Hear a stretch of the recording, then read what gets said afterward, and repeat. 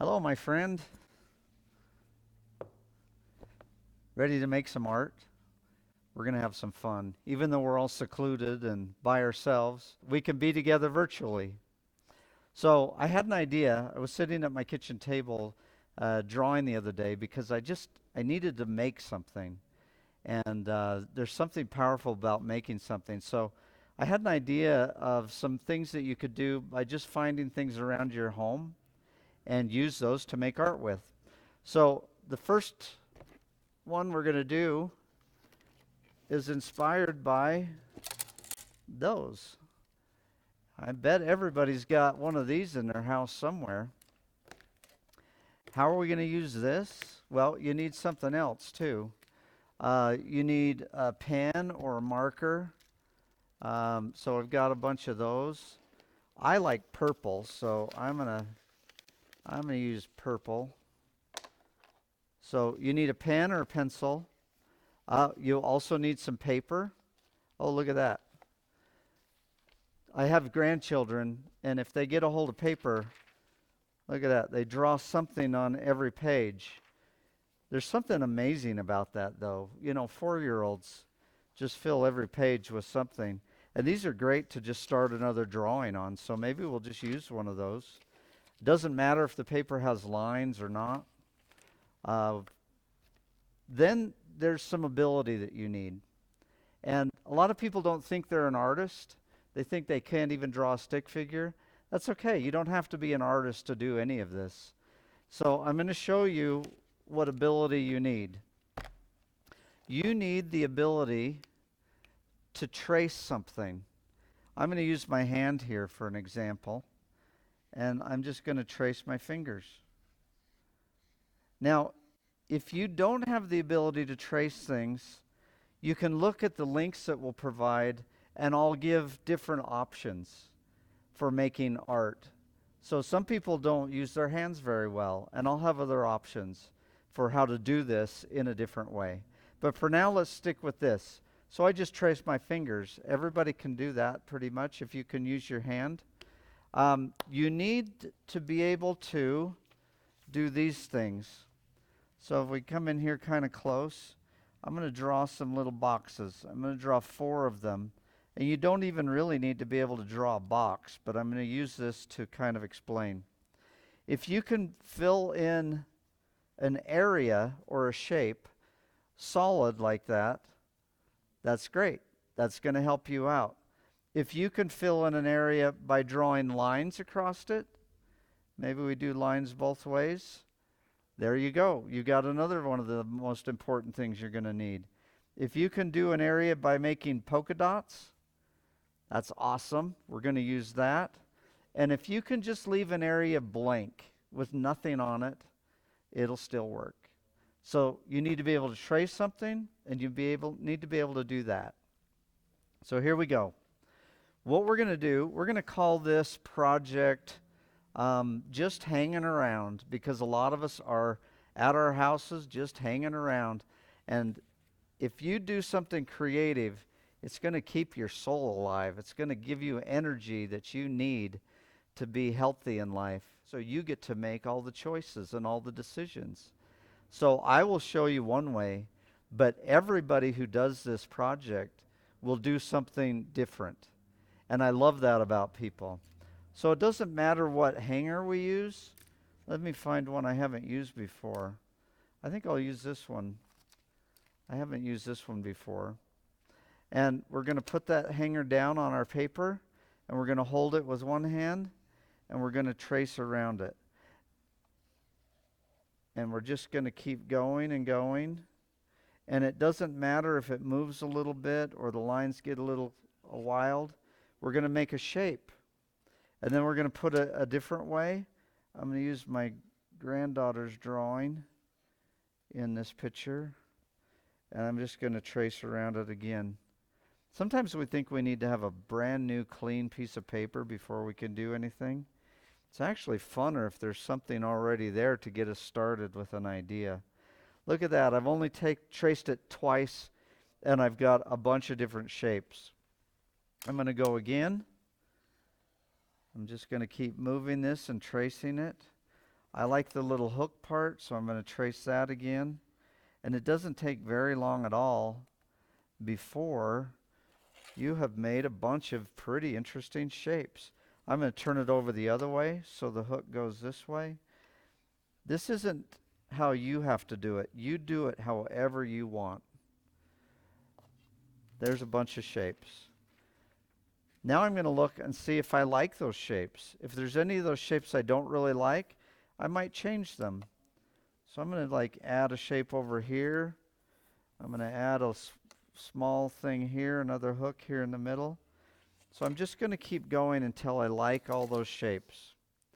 Now I'm going to go back to this, and I'm going to start with filling in some of the shapes all the way solid. And it usually works to pick the smallest ones, but you do whatever you want to do. So I'm going to take some of these shapes and just fill in some of the small ones to get me started. I think I'll just do 3, maybe 1. Ooh, look at this shape. You know something about artists that I've always thought was interesting, and it was my friend Robert Moore who mentioned this to me once. He said artists are shape hunters. And look at that fun shape. I just found a really fun shape. It was made kind of accidentally just by tracing this hanger. But look at that cool shape. Artists always like color and stuff too, but especially artists are shape hunters. So as you're making your design, look for interesting shapes. Let me fill in one now using just lines. So I'm going to take this and I'm just going to draw lines across. If I just go once like that, that looks pretty cool. How about if I do another section, maybe a little bigger one, and I'm picking out shapes I like, and I'm just drawing lines. It doesn't matter if you stay in the lines. In fact, it might be more interesting if you go outside of the lines a little bit like that. If I do that twice, I'm going to create a different value. And value is how dark or light something is. Now, when I mention a word like value, so we have a dark value, we have a medium value, and we have a light value where our paper, we haven't done anything. That's how this is. Dark, medium, a little lighter medium, and light. If we have all those values, our design will work out pretty well usually. I'm just going to keep playing with this for a little bit, and then I'll come back and visit you. Now, when I mention words like value and artists like Robert Moore, we'll provide some links so that you can go learn about those words and those artists. So come back in a minute, and we'll look at this again, and we'll see where I've taken it. Okay. I've got some more dark areas. I've got some stripy areas, and remember I said if you could do polka dots, that's a nice element. So I'm going to do some of these shapes, and I'm just going to fill in polka dots. These are all going to be kind of about this size, and we'll go pretty quick. I'm not being too careful. Sometimes doing artwork kind of quickly gives it an energy that's very nice, or you can be very precise with it.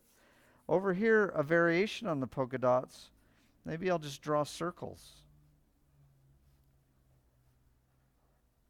So, and feel free to add your own patterns and designs to these. I'm just giving you some really simple ones to start with. So these are some simple patterns that I've been using. Let me show you some I did at home using a hanger as well. Here's when I started, and I was trying to be kind of precise, but this is with a different hanger, one of these plastic ones. I think that's the hanger I used for that.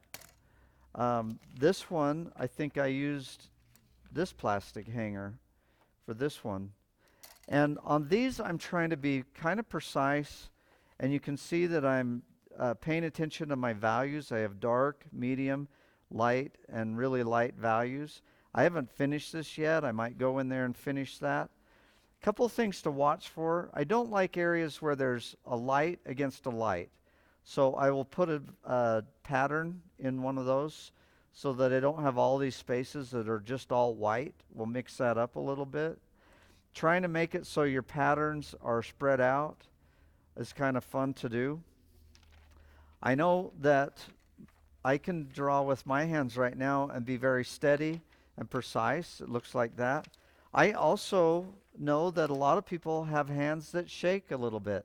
That's actually kind of an unfair advantage, I think, because shaky, squiggly lines have even more energy to them. I think a squiggly line is more interesting than a straight line. So this one I did with my left hand. And if you haven't tried to draw with your left hand before, you should try it. I even tried to sign my name with my left hand. So that one's with my left hand and a few others. I'm going to keep playing with mine and see what I can make out of this. What I'd like you to do is you'll notice behind me there's a big blank wall. And when you get some interesting designs, I know my grandchildren have already sent me some, send them to me, and we will post them on our YouTube channel and also on our webpage, which is jumpthemoon.org. And you could go to jumpthemoon.org to find more tutorials in the future. And as we get artwork coming from you, we'll post it on our wall here and in our website. And so you can see what each other are doing. And we will just celebrate each other's artwork. All right, there it is. So simple. Get a hanger out of your closet, a pen or a pencil, some paper, and let your imagination go. Just see what you can come up with.